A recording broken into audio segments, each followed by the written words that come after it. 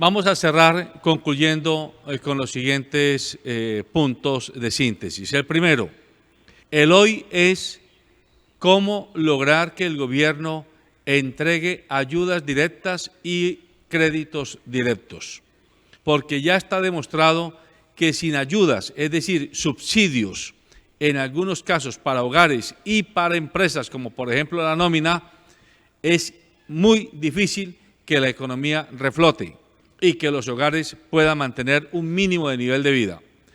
Y con respecto a los créditos, es necesario meter en cintura a la banca. ¿Cómo? Pues supongo yo que hay mecanismos jurídicos e institucionales para hacerlo.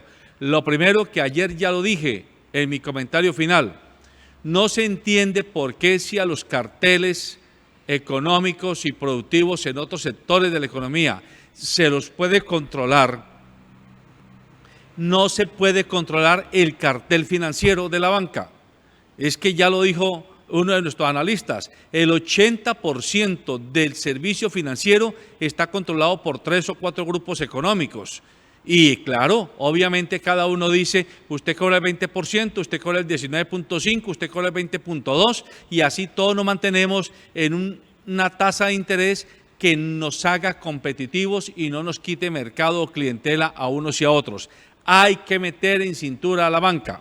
Y aprovecho para referirme a una carta o escrito en un medio de comunicación que Fernando Londoño Hoyos ha puesto a circular. Él ha dicho que todos los que estamos cuestionando a la banca somos mamertos, izquierdosos, comunistas, que no creemos en el capital, en el sector privado, y que lo que estamos predicando es que entreguen la banca a un poco de ineptos para que esos ineptos hagan fiesta con los recursos financieros.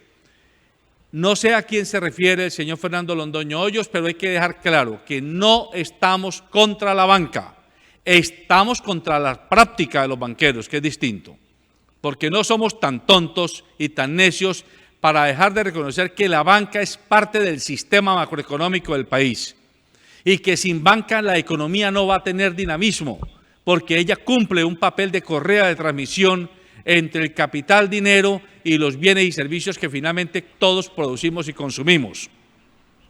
Pero que no se vaya a pretender que por defender a la banca hay que cerrar los ojos ante los abusos de los banqueros. Son dos cosas muy distintas. Dicho eso, sigamos. En el después hay que pensar qué va a pasar con la clase media, porque, claro, si somos políticos, todos decimos hay que atender a los pobres más pobres, a la base de la pirámide. Y si somos políticos, hagámosle pasito a la cúspide de la pirámide, porque ellos son los que nos mantienen en la política. Y la clase media, que somos los que finalmente producimos, trabajamos, pagamos, consumimos. ¿Qué pasa con nosotros? ¿Qué pasa con esa enorme cantidad de hogares colombianos y bueno, en muchos países, que somos ese fuelle donde la economía puede manejar sus desequilibrios y puede potenciar sus sinergias? A la clase media hay que ponerle cuidado, porque sin clase media los sectores pobres no van a tener expectativas de movilidad social, y sin clase media los sectores elitistas y más ricos de la economía no van a tener un mercado de consumo, un mercado de usuarios que les mantengan los negocios que ellos manejan y las pingües ganancias que les dejan. Adicionalmente a ello, hay que pensar, o mejor, repensar el modelo, como lo han dicho nuestros analistas. Porque una cosa es, resolvamos el problema de hoy, cómo comemos, cómo pagamos nómina, cómo mantenemos un mínimo de actividad. Pero otro es, ¿y qué? ¿Y nos reflotamos para seguir por lo mismo? ¿Mantenemos un Estado dependiente de una inversión extranjera? Óigame bien, una inversión extranjera directa que no es precisamente inversión para generar riqueza económica, sino para extraer riqueza económica. Y me estoy refiriendo a la inversión de las multinacionales mineras, a la inversión de las multinacionales que vienen a trabajar en nuestros bosques tropicales. Estoy hablando de la inversión de las multinacionales que vienen a trabajar en nuestros páramos y en nuestras aguas. Esa inversión no es precisamente para generación de riqueza interna, sino para expoliación, para sacar la riqueza interna y llevársela como utilidades para otras partes. Así que también hay que repensar qué entendemos y qué enfocamos como inversión extranjera deseable en nuestro país. Y a la par con ello, ¿qué pasa con la deuda externa? ¿Y cómo así que debemos tanta plata? Debemos el 30% de nuestro Producto Interno Bruto y nadie nos explica por qué. ¿Y qué se ha hecho con esa plata de endeudamiento? Y vamos a ver, y seguro que si descorremos la alfombra, vamos a encontrar que mucha de esa plata de endeudamiento externa terminó en las manos de los Odebrecht que todos conocemos, de las Rutas del Sol que todos conocemos, de los Reficares que todos conocemos y de muchas otras instituciones y negocios impresentables que han terminado endeudando al país con deuda pública extranjera y con deuda pública extranjera, pero que al final la paga el gobierno, o mejor el Estado colombiano, con los recursos de que disponemos y que generamos como Producto Interno Bruto. Hay que hacerse esas preguntas y no hay que cerrar los ojos, como lo dijo Mauricio Cabrera. No sigamos viviendo de apariencias.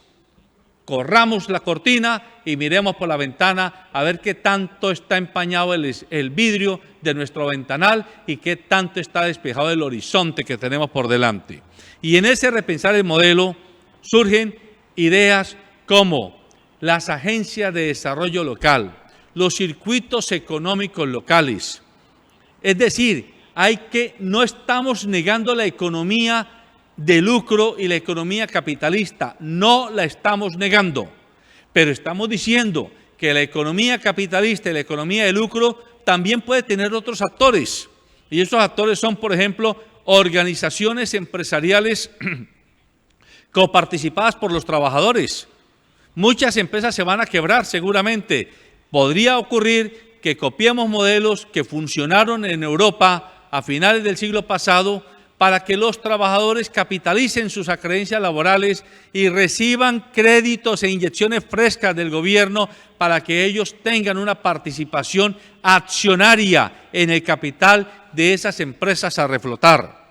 Pero igual también en el sector agrícola se puede pensar en las sociedades agrícolas de transformación que han funcionado muy bien en Europa occidental y que han demostrado que logran inclusión de muchos campesinos individuales que a través de un sistema híbrido de cooperativas y de comercializadoras participadas por ellos mismos terminan haciendo de colchón social y de colchón económico para sus actividades empresariales.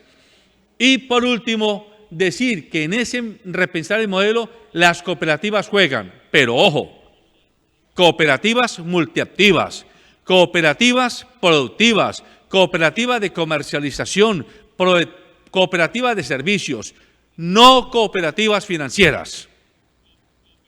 El cooperativismo financiero debe convertirse en una actividad de la multiactividad, pero no puede reemplazar la multiactividad de las cooperativas, porque ya se demostró con creces que el cooperativismo financiero termina con el síndrome del banquero, no termina sirviendo a los asociados y termina destruyendo valor de la coparticipación.